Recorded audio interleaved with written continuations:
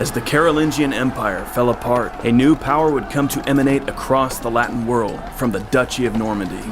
The Normans would become Christendom's chief crusaders, strangely, were rooted in the heathen Viking raiders that plagued France for generations. It all began with a Norse chieftain, a follower of Odin, Rollo, a seafarer from Scandinavia.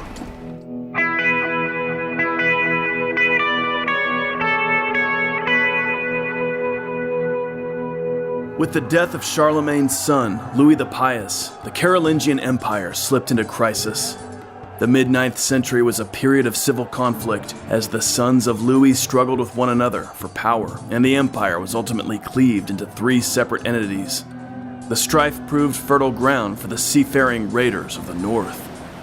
Penetrating France via the River Seine, Viking commanders such as Ragnar and Eskir plundered all the way up to Paris in the 840s. Askir ravaged and occupied Rouen in 841, and when he returned in 851, Rouen served as a base from which his raiders spread out on foot. 2 Viking forces attacked Paris and sacked Chartres in 857. Hasstein, who would later become an opponent of Alfred the Great in England, raided up the Seine in 858. The Carolingian government was increasingly incapable of dealing with these devastating assaults.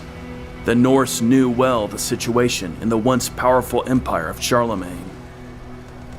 The collapse of Carolingian legitimacy meant that local governors no longer derived their authority from the king, but were increasingly becoming autonomous lords in their own right. The people looked to the regional counts for protection, and these counts began to solidify their own geographically determined power bases. Viking violence simply broke the old imperial system, and the counts began working to ensure the loyalty of the local fighting men, the beginning of the feudal relationship. Meanwhile, the Carolingian Church all but refused to cooperate with the king. Charles the Bald could not rely on church wealth to finance his troops. Impoverished and unable to field effective armies, the Carolingian kings were reduced to publishing impotent decrees. Crime was rampant, and the monarch was issuing proclamations that thieves should be admonished with Christian love to repent, and that punishment should be administered to the guilty, quote, as far as the local officials could remember them. As things grew worse, the kings even asked royal officials to solemnly swear that they themselves would not turn to theft and plunder. All the while, Viking violence made much of the Northwest uninhabitable.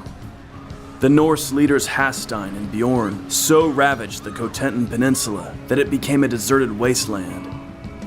From the mists of Norse legend, a man named Rollo emerges and begins to play an important role in these late 9th century events. Dudo, an early chronicler for the Normans, records that Rollo was a Dane, expelled from his home country along with other warlike young men thought to be a threat by the Danish king. Rollo took to the sea and began his career as a Viking raider. Rollo formed a bond with Guthrum, the Viking chieftain who ruled East Anglia. Guthrum had given up his life of plundering after he was defeated by Alfred the Great at the Battle of Edington. Baptized, Guthrum took the Christian name Athelstan and kept his treaties with King Alfred. Dudo writes that Rollo and Guthrum, both of Danish origin, became close allies.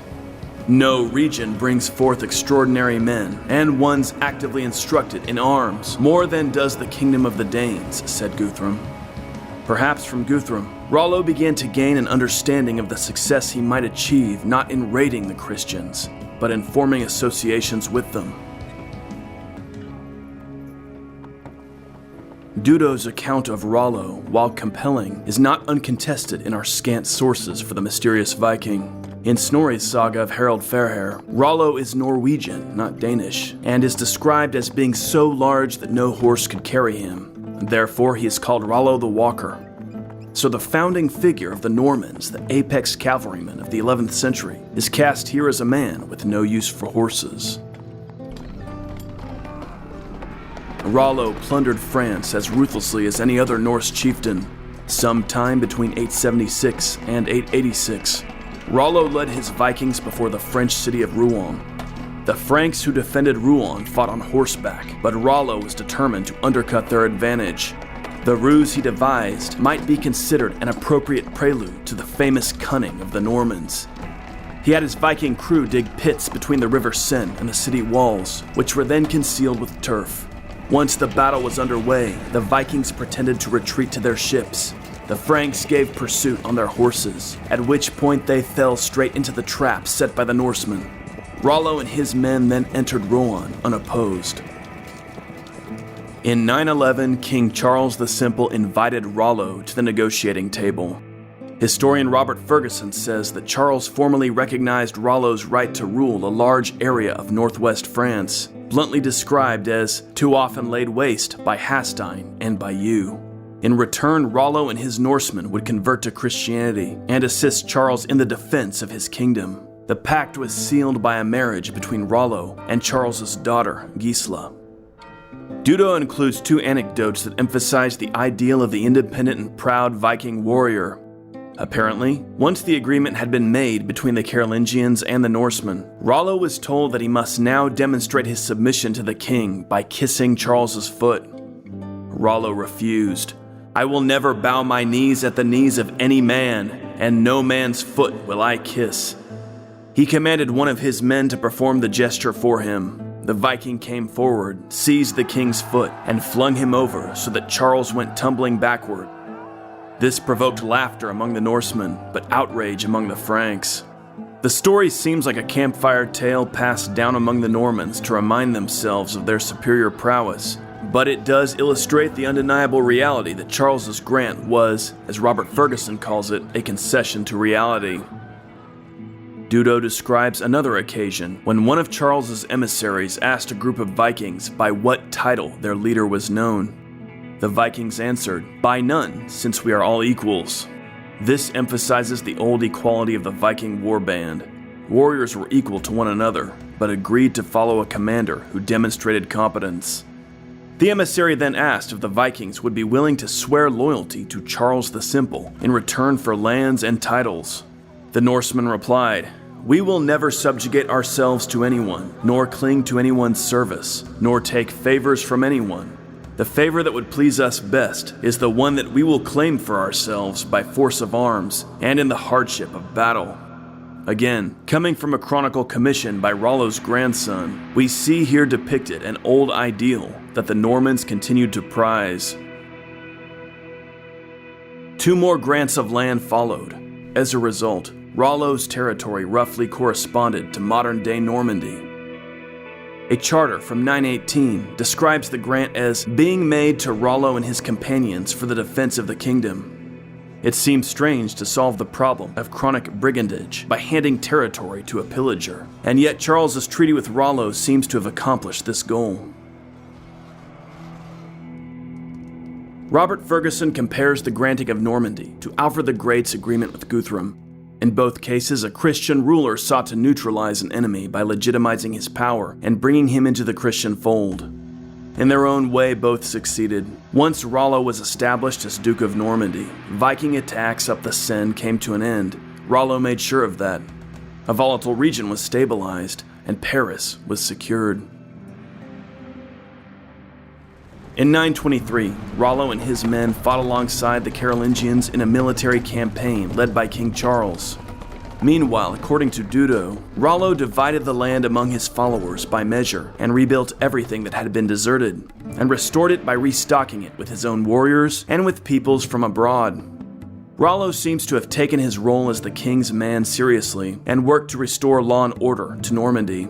We don't know how Rollo organized his administration, if we can use that term at this point, whether he ruled more as a Viking chieftain or as a Frankish count. Perhaps he was in some parts both. There is evidence, however, that he ruled mostly as a Frankish autocrat. He passed laws making robbery and violence punishable by death, a far stricter sentence than was imposed in Carolingian lands. This foreshadows the destiny of Normandy, which would become the most well-ordered region in France. In one account, Rollo decrees that farm implements should be left out in the field overnight. One farmer's wife hid her husband's tools and then reported them stolen. Rollo at once replaced the man's equipment and then began investigating the theft. However, when the Duke discovered what had really happened, he had the offending woman scourged until she confessed. At last, the husband admitted that he'd known the truth all along. Rollo handed down two convictions, the one that you are the head of a woman and ought to have chastised her, the other that you were an accessory to the theft and were unwilling to disclose it. Both the man and his wife were hanged. Dudo claims that this outcome so deterred future thefts that Normandy remained free of petty criminality for 100 years. Dudo also recounts that two of King Charles's warriors paid a visit to Rollo's wife Gisla. Gisla entertained the two men in private, and afterward rumors circulated that Rollo had not consummated his marriage. Suspecting Gisla's visitors of starting the rumors, the Duke executed both men in the public market of Rouen. Today, many question the validity of Rollo's conversion to Christianity. Certainly his conversion had a political dimension, but to claim that Rollo was entirely cynical in the adoption of his new faith might be to reimagine him as a nihilistic modern. Vikings stood in awe of the supernatural, though there must have been a divide between Rollo's conception of the divine and that of his Frankish partners. He might have perceived himself as holding some sort of dual allegiance. Dudo predictably portrays Rollo as entirely sincere in his conversion, but other chroniclers are not so certain. Adamar of Shaban, writing some 100 years after Rollo's death, described the ruler's final days as a time of religious madness, in which Rollo the heathen battled with Rollo the Christian.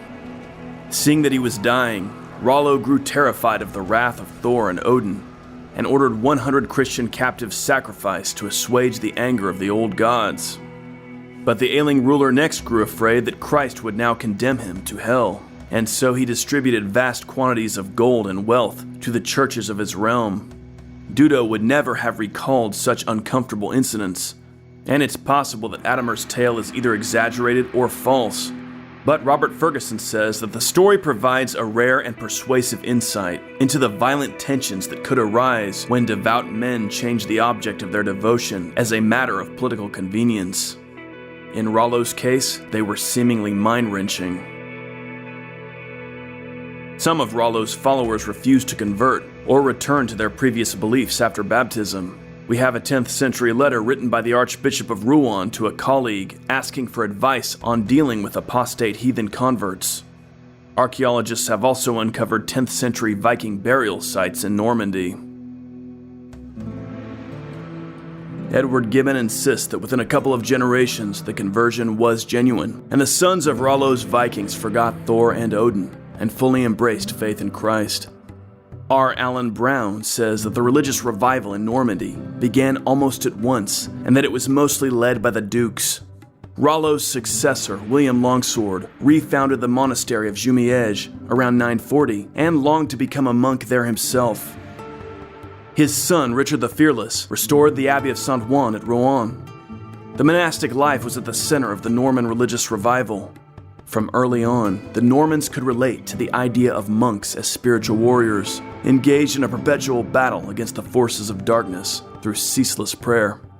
The monk and the knight became the dual arms of the Norman state, and by the 11th century the abbeys of Normandy would be the most powerful centers of Western Christianity.